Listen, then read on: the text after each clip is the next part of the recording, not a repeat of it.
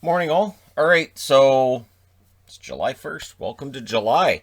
And that means the calendar's changed over. So it's Vasilevsky on the goalie calendar. I'll be keeping an eye on which goalie is which month, and there's been some interesting stuff I've seen with that we'll see if I do a video where I touch on that during the summer. But yeah, so some news of the day for everybody because there's no hockey today. Hockey's tomorrow. Tom Dundon has bought out the other owners of the Carolina Hurricanes to become the only owner, meaning Peter Karmanos' name is no longer attached to the team as an owner. And that's the first time that's happened. So, yeah, he bought him out. It's his team. It's all on him. Alex Killorn will travel with the Tampa Bay Lightning to Montreal for Game 3 and of course, for Game 4 that follows. No word yet whether or not he's actually going to play, but he is going to be heading to Montreal, and we'll see. As for Montreal, Ducharme will return for Game 3. He will be behind the bench as the head coach. Again, I think Luke Richardson has done an excellent job. Very, very, very good accounting for himself, and he can add this to his resume for head coaching jobs that come up. And of course, yesterday, the Quebec Health rejected the more than 3,500 in attendance, which surprised me. The reason it surprised me is because the numbers in Quebec have been very good. Here in BC, the whole health emergency thing is done. They're not doing the daily talks anymore. They'll just release the numbers, and largely things get back to some semblance of normal here. If this was the Canucks, as a for instance, they would be allowed to have 50% capacity. So, yeah, I mean, and again, I think for people that, I know there's people that are upset, and I get that, but governments want to make sure that when they open this up, they don't want to have to go backwards. So they want to make sure this is the last time they have to deal with this, and then they just can forget about it. Because you could sense the jubilation when BC did their last press conference for a COVID update. They could not contain how happy they were. They were not going to have to do this anymore. So it's capped at 3,500. I'm surprised they didn't increase it, but again, that is Quebec Health saying nope. And yeah, I guess that's that. So the trade rumors have been out there, and we finally get a trade today. Victor Arvidsson is now a member of the LA Kings. Headed to Nashville, a 2021 second-round pick and a 2022 third-round pick. Arvidsson's interesting. The cap hit combined with his production, I know people might be scared off. But Arvidsson has a lot of talent, and he's not old either. Arvidsson absolutely can bounce back. This is a very good trade for LA. That's why I'm wearing the LA Kings, their stadium jersey, because I really think the Kings win this deal. For Nashville, they don't lose this deal, because now they don't have to protect Arvidsson. Now they can protect somebody else. This is not just about the cap hit. This is also about your expansion lists. Nashville looking at their team and going, do we want to protect Arvidsson over Sissons? Something like that, right? And the answer is probably no.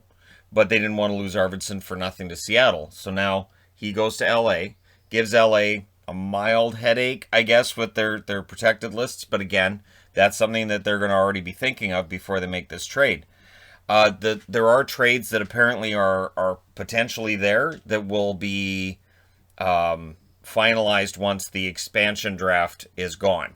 Because again, for a GM, if you're calling up and you're saying, okay, so we can add a couple of players. This is great. That team wants to get rid of those guys.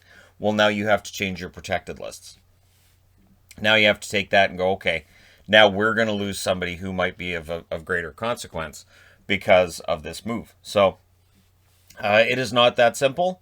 A lot of GMs are of the wait and see approach. We'll see whether or not the Arvidsson deal leads to others. My guess is that it will. Duncan Keith is still technically a member of the Chicago Blackhawks. I say technically because rumor has it that they're trying to move him, and that he will be traded out to the West Coast, which immediately left me as a Canuck fan saying, please don't. And I say, I say that not as a slight to Keith, but because I would hate to see what the Canucks would be sending the other way for Duncan Keith. I would be concerned. I would have some very, I think, well-founded concerns for what that deal might look like. But again, what Rick Dollywall threw in was it's not Vancouver. Vancouver's not in on this. So we'll see whether or not Keith gets traded today. I would think probably, yeah. We're now in July. This is now the month where Seattle's coming in, Cups being awarded, free agency's coming, the draft's on the way. Like, all of this happens this month. This month is so busy. So maybe that's part of the reason why I slept last night. Oh no, I slept last night because it was finally cool enough to sleep comfortably. Fantastic. But anyways, yeah, so Duncan Keith is heading out west, which means it could be one of the California teams. I thought it was interesting they said Pacific Northwest. The only team that qualifies as Pacific Northwest is Seattle. It's the only one that actually qualifies as being a Pacific Northwest team, because nobody in Vancouver says we're in the Pacific Northwest. We're on the West Coast. Or the Wet Coast is also the term that gets thrown around, although this year, not so much. Now, the Arizona Coyotes have found themselves their coach, Andre Tourigny. Tourigny was the coach for the World Juniors this year, got them to silver, and he's been hired as head coach for the Arizona Coyotes. It's being reported by Pierre LeBrun that he's got a 3-year deal. Good. Again, we've seen a lot of, they just recycle the same guys over and over again. No. We've now seen a couple of names come up that it's somebody different.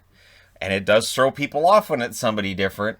The only thing I get worried about when it's somebody different is some of the guys who come in and they're new, they may not get the same amount of leash as the experienced coach that people know. So when things get a little rough, that experienced guy probably keeps his job.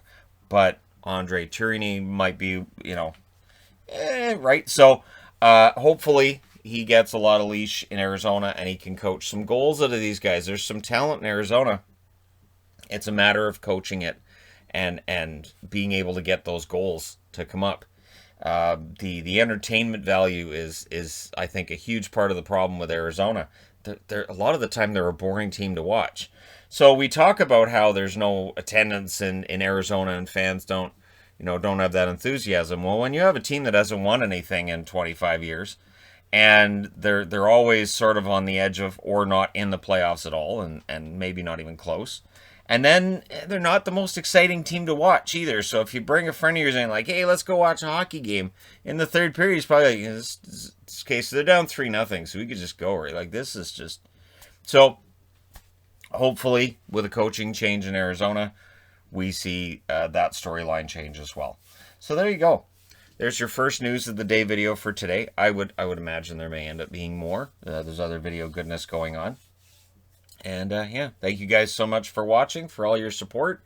Hopefully for people in the interior, hopefully the heat starts. I know it's supposed to drop over the next couple of days. I know there's been a lot of heat-related deaths in Vancouver and the surrounding area. So I hope that this is the end of this incredibly crazy heat. That again, this area just doesn't have the capacity for. It's just not. But anyways, yeah, thank you guys so much for all your support. And if you haven't hit like and subscribe, I suggest that you do so. I will talk to you guys again soon.